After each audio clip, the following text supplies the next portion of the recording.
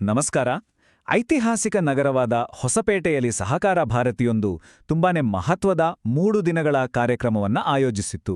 ಇದರ ವಿಶೇಷತೆ ಏನು, ಅಲ್ಲಿ ಏನೇನ್ ನಡೀತು, ಈ ಎಲ್ಲ ಮಾಹಿತಿಯನ್ನ ವಿಜಯನಗರ ಜಿಲ್ಲಾ ಸಂಘಟನಾ ಕಾರ್ಯದರ್ಶಿ ಶ್ರೀ ಕಟ್ಟೆ ಯರಿಸ್ವಾಮಿಯವರು ನಮ್ ಜೊತೆ ಹಂಚಿಕೊಂಡಿದ್ದಾರೆ.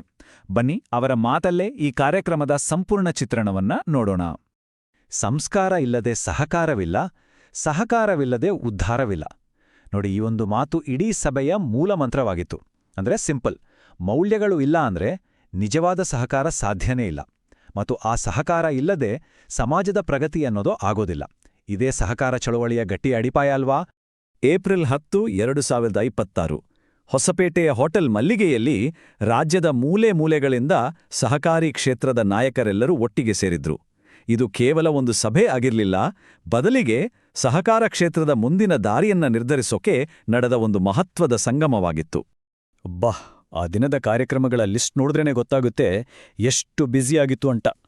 ಬೆಳಗ್ಗೆ ಉದ್ಘಾಟನೆಯಿಂದ ಶುರುವಾಗಿ ಜಿಲ್ಲೆಗಳ ವರದಿ ಮಂಡನೆ, ಭವಿಷ್ಯದ ಯೋಜನೆಗಳ ಬಗ್ಗೆ ಚರ್ಚೆ, ಹೀಗೆ ಒಂದಾದ ಮೇಲೆ ಒಂದರಂತೆ ಸಂಜೆಯ ದೊಡ್ಡ ಸಮಾವೇಶದವರೆಗೂ ಪ್ರತಿಯೊಂದು ಕ್ಷಣವೂ ಸಹ ಸಹಕಾರ ಕ್ಷೇತ್ರದ ಬೆಳವಣಿಗೆಗಾಗಿಯೇ ಮೀಸಲಾಗಿತ್ತು. ಕಾರ್ಯಕ್ರಮ ಶುರುವಾಗಿದ್ದೇ ಒಂದು ವಿಶೇಷ ರೀತಿಯಲ್ಲಿ. ಒಂದು ಕಡೆ ರಾಷ್ಟ್ರೀಯ ಅಧ್ಯಕ್ಷರಾದ ಡಾಕ್ಟರ್ ಉದಯ್ ವಾಸುದೇವ ಜೋಶಿಯವರು ದೀಪ ಬೆಳಗಿಸಿ ಚಾಲನೆ ಕೊಟ್ರು. ಇನ್ನೊಂದು ಕಡೆ ಪೂಜ್ಯ ಶ್ರೀ ಕೊಟ್ಟೂರು ಬಸವಲಿಂಗ ಮಹಾಸ್ವಾಮಿಗಳ ಆಶೀರ್ವಚನ ಇಡೀ ಸಭೆಗೆ ಒಂದು ದೈವಿಕ ಸ್ಪರ್ಶವನ್ನೇ ನೀಡ್ತು. ಆಧುನಿಕ ಗುರಿಗಳಿಗೆ ಸಂಪ್ರದಾಯದ ಬಲ ಸಿಕ್ಕ ಹಾಗೆ ಆಯ್ತು.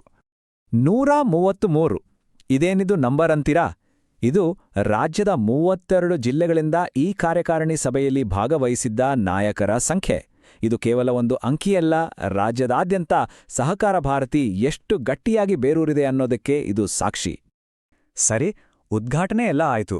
ಈಗ ಶುರುವಾಗಿದ್ದೆ ಅಸಲಿ ಚರ್ಚೆ. ಇಲ್ಲಿವರೆಗೂ ಏನೆಲ್ಲ ಸಾಧಿಸಿದೀವಿ, ಮುಂದಿನ ದಾರಿ ಹೇಗಿರಬೇಕು, ನಮ್ಮ ಗುರಿಗಳನ್ನ ತಲುಪೋದು ಹೇಗೆ, ಈ ಥರದ ಎಲ್ಲಾ ಪ್ರಮುಖ ಪ್ರಶ್ನೆಗಳಿಗೆ ಉತ್ತರ ಕಂಡಿಳಿಯೋ ಪ್ರಯತ್ನ ಇಲ್ಲಿ ಗಂಭೀರವಾಗಿ ನಡೆಯಿತು. ಮಧ್ಯಾಹ್ನದ ಹೊತ್ತಿಗೆ ಚರ್ಚೆಗಳು ಇನ್ನಷ್ಟು ಗಂಭೀರವಾದವು. 32 ಜಿಲ್ಲೆಗಳಿಂದ ಬಂದ ವರದಿಗಳು ಫೀಲ್ಡ್ ಲೆವೆಲ್ನಲ್ಲಿರೋ ನಿಜವಾದ ಪರಿಸ್ಥಿತಿಯನ್ನ ಕಣ್ಣಿಗೆ ಕಟ್ಟುವಂತೆ ಮಾಡಿದ್ರೆ, ಡಿಜಿಟಲ್ ಸದಸ್ಯತ್ವದಂತಹ ವಿಷಯಗಳು ಭವಿಷ್ಯದ ದೃಷ್ಟಿಕೋನವನ್ನು ತೋರಿಸಿದ್ವು. ಕೊನೆಗೆ ಶ್ರೀ ಮಂಜುನಾಥ್ ಬಿಆರ್ ಅವರು ಎಲ್ಲವನ್ನು ಒಟ್ಟುಗೂಡಿಸಿ ರಾಜ್ಯದ ಸಂಪೂರ್ಣ ಚಿತ್ರಣವನ್ನು ನಮ್ಮ ಮುಂದಿಟ್ರು. ಸಮಾರೋಪ ಸಮಾರಂಭದಲ್ಲೇ ರಾಷ್ಟ್ರೀಯ ಸಂಘಟನಾ ಕಾರ್ಯದರ್ಶಿ ಶ್ರೀ ಸಂಜಯ್ ಪಾಚ್ಪೋರಿಯವರು ಮಾತಾಡಿದ್ದು ಎಲ್ಲರಲ್ಲೂ ಹೊಸ ಹುಮ್ಮಸ್ಸು ತಂತು. ಸಹಕಾರಿ ಕ್ಷೇತ್ರದಲ್ಲಿ ಈಗ ದೊಡ್ಡ ಬದಲಾವಣೆಗಳಾಗ್ತಿವೆ. ಈ ಹೊಸ ಅವಕಾಶಗಳನ್ನು ನಾವು ಹೇಗೆ ಸರಿಯಾಗಿ ಬಳಸ್ಕೊಂಡು ಮುಂದುವರಿಬೇಕು ಅಂತವರು ಕೇಳಿದ ಪ್ರಶ್ನೆ ಎಲ್ಲರನ್ನೂ ಯೋಚನೆಗೆ ಹಚ್ಚಿತು. ಹಗಲಿನ ಕಾರ್ಯಕ್ರಮಗಳು ಮುಗಿದವು, ಆದರೆ ಸಂಜೆಗೆ ಇನ್ನೊಂದು ದೊಡ್ಡ ಕಾರ್ಯಕ್ರಮ ಕಾದಿತ್ತು. 4 ಜಿಲ್ಲೆಗಳ ಪ್ರಮುಖ ಸಹಕಾರಿಗಳನ್ನೆಲ್ಲ ಒಟ್ಟು ಸೇರಿಸಿ ಒಂದು ಬೃಹತ್ ಸಮಾವೇಶವನ್ನ ಏರ್ಪಡಿಸಲಾಗಿತ್ತು. ಇದರ ಉದ್ದೇಶ ಏನಂದ್ರೆ, ಚರ್ಚೆಗಳು ಕೇವಲ ನಾಯಕರ ಸಭೆಗೆ ಸೀಮಿತ ಆಗಬಾರ್ದು, ಅದು ಕ್ಷೇತ್ರ ಮಟ್ಟದ ಕಾರ್ಯಕರ್ತರಿಗೂ ತಲುಪಬೇಕು ಅನ್ನೋದು. 350ಕ್ಕೂ ಹೆಚ್ಚು ಜನ, ಹೌದು, ವಿಜಯನಗರ, ಬಳ್ಳಾರಿ, ಕೊಪ್ಪಳ ಮತ್ತು ರಾಯಚೂರು ಜಿಲ್ಲೆಗಳಿಂದ ಬಂದಿದ್ದ ಅಷ್ಟೂ ಜನ ಸಹಕಾರಿಗಳ ಉತ್ಸಾಹ ನೋಡಿ ಆ ಸಂಜೆ ಸಮಾವೇಶ ನಿಜಕ್ಕೂ ಯಶಸ್ವಿಯಾಯಿತು. ಇದು ಈ ಭಾಗದಲ್ಲಿ ಸಹಕಾರಿ ಚಳವಳಿ ಎಷ್ಟು ಜೀವಂತವಾಗಿದೆ ಅನ್ನೋದಕ್ಕೆ ಒಂದು ದೊಡ್ಡ ಉದಾಹರಣೆ. ಆಗ ವೇದಿಕೆಗೆ ಬಂದ ಶ್ರೀ ಮಂಗೇಶ್ ಬೆಂಡೆ ಅವರ ಮಾತುಗಳು ಇಡೀ ಸಹಕಾರಿ ಕ್ಷೇತ್ರಕ್ಕೆ ಒಂದು ದಾರಿದೀಪದಂತಿತ್ತು. ಸಾಮಾಜಿಕ ಬದ್ಧತೆ, ಪಾರದರ್ಶಕತೆ ಮತ್ತು ಸೇವಾ ಮನೋಭಾವದಿಂದ ಕೆಲಸ ಮಾಡಿ. ಅವರ ಈ ಮಾತುಗಳು ಇವತ್ತಿನ ಕಾಲಕ್ಕೆ ತುಂಬಾನೇ ಅವಶ್ಯಕ. ಸ್ವಾರ್ಥ ಮತ್ತು ಭ್ರಷ್ಟಾಚಾರದ ಸವಾಲುಗಳ ಮಧ್ಯೆ ಇಂತಹ ಮೌಲ್ಯಗಳೇ ನಮ್ಮನ್ನ ಕಾಪಾಡದಲ್ವಾ? ಅವರ ಸಂದೇಶ ತುಂಬಾ ಸ್ಪಷ್ಟವಾಗಿತ್ತು. ಸಹಕಾರ ಅಂದ್ರೆ ಬರೀ ಬಿಸ್ನೆಸ್ ಅಲ್ಲ, ಅದು ದೇಶ ಕಟ್ಟೋ ಕೆಲ್ಸ. ಸಮಾಜದ ಕೊನೆಯ ವ್ಯಕ್ತಿಗೂ ತಲುಪಬೇಕು. ಭ್ರಷ್ಟಾಚಾರದಿಂದ ದೂರವಿದ್ದು ಪಾರದರ್ಶಕ ವ್ಯವಸ್ಥೆಯನ್ನ ಕಟ್ಟುವುದೇ ನಮ್ಮೆಲ್ಲರ ಗುರಿಯಾಗಬೇಕು. ಇದು ಬರೀ ಕನಸಲ್ಲ, ಪ್ರಯತ್ನಪಟ್ರೆ ಖಂಡಿತ ಸಾಧ್ಯ. ಯಾವುದೇ ಒಂದು ದೊಡ್ಡ ಕಾರ್ಯಕ್ರಮ ಯಶಸ್ವಿ ಆಗ್ಬೇಕಾದ್ರೆ ಅದರ ಹಿಂದೆ ಎಷ್ಟೊಂದು ಜನರ ಶ್ರಮ ಇರುತ್ತೆ ಅಲ್ವಾ? ಅದಕ್ಕಾಗಿಯೇ ವಿಜಯನಗರ ಜಿಲ್ಲಾ ಸಂಘಟನಾ ಕಾರ್ಯದರ್ಶಿ ಶ್ರೀ ಕಟ್ಟೆ ಯರಿಸ್ವಾಮಿಯವರು ಈ ಕಾರ್ಯಕ್ರಮದ ಯಶಸ್ಸಿಗೆ ಕಾರಣರಾದ ಪ್ರತಿಯೊಬ್ಬರಿಗೂ ಮನಪೂರ್ವಕವಾಗಿ ಧನ್ಯವಾದಗಳನ್ನು ತಿಳಿಸಿದ್ದಾರೆ. ಈ ಯಶಸ್ಸಿನ ಹಿಂದೆ ಇದ್ದಿದ್ದು ಇವರೆಲ್ಲ ನೋಡಿ. ಊಟ, ವಸತಿ, ಸಾರಿಗೆಯಿಂದ ಹಿಡಿದು ಪ್ರತಿಯೊಂದನ್ನು ಅಚ್ಚುಕಟ್ಟಾಗಿ ನೋಡಿಕೊಂಡ ಎಲ್ಲ ಸಮಿತಿಗಳ ಸ್ವಯಂ ಸೇವಕರಿಗೆ ಒಂದು ದೊಡ್ಡ ಸಲಾಂ. ಅವರ ಶ್ರಮ ಇಲ್ಲದೆ ಇದು ಸಾಧ್ಯವಾಗುತ್ತಿರಲಿಲ್ಲ.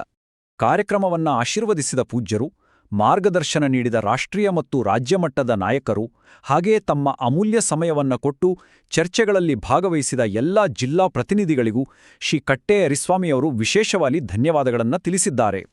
ಅಷ್ಟೇ ಅಲ್ಲ, ಸ್ಥಳೀಯವಾಗಿ ಬೆಂಬಲ ಕೊಟ್ಟ ವಿಜಯನಗರ, ಬಳ್ಳಾರಿ, ಕೊಪ್ಪಳ ಮತ್ತು ರಾಯಚೂರು ಜಿಲ್ಲೆಗಳ ಎಲ್ಲಾ ಸಹಕಾರಿಗಳಿಗೆ, ಅತಿಥಿ ಸತ್ಕಾರ ಮಾಡಿದ ಹೋಟೆಲ್ ಸಿಬ್ಬಂದಿಗೆ ಹಾಗೂ ಈ ಕಾರ್ಯಕ್ರಮದ ಸುದ್ದಿಯನ್ನ ನಾಡಿಗೆ ತಲುಪಿಸಿದ ಮಾಧ್ಯಮ ಮಿತ್ರರಿಗೂ ಹೃತ್ಪೂರ್ವಕ ಧನ್ಯವಾದಗಳು. ಈ ಸಮಗ್ರ ವರದಿಯನ್ನ ನಮ್ಮ ಜೊತೆ ಹಂಚಿಕೊಂಡಿದ್ದು ಇದೇ ಶ್ರೀ ಕಟ್ಟೆ ಯರ್ರಿಸ್ವಾಮಿಯವರು. ಸಹಕಾರ ಭಾರತಿ ವಿಜಯನಗರ ಜಿಲ್ಲೆಯ ಸಂಘಟನಾ ಕಾರ್ಯದರ್ಶಿಯಾದ ಇವರು ಕಾರ್ಯಕ್ರಮದ ಯಶಸ್ವಿಗೆ ದುಡಿದ ಪ್ರತಿಯೊಬ್ಬರಿಗೂ ತಮ್ಮ ಕೃತಜ್ಞತಾಪೂರ್ವಕ ವಂದನೆಗಳನ್ನು ಸಲ್ಲಿಸಿದ್ದಾರೆ. ಹಾಗಾದ್ರೆ ಈ ಇಡೀ ಕಾರ್ಯಕ್ರಮದಿಂದ ನಾವೆಲ್ಲರೂ ಯೋಚಿಸಬೇಕಾದ ಒಂದು ಪ್ರಶ್ನೆ ಇದೆ. ಸಹಕಾರ ಕ್ಷೇತ್ರದ ಮೂಲಕ ರಾಷ್ಟ್ರೀಯ ಚಿಂತನೆಯನ್ನು ನಾವು ಹೇಗೆ ಬೆಳೆಸಬಹುದು? ಇದು ಕೇವಲ ಒಂದು ಆರ್ಥಿಕ ವ್ಯವಹಾರವಲ್ಲ, ಇದೊಂದು ದೇಶ ಕಟ್ಟುವ ಶಕ್ತಿ. ಈ ಬಗ್ಗೆ ನಾವೆಲ್ಲರೂ ಯೋಚನೆ ಮಾಡೋಣ.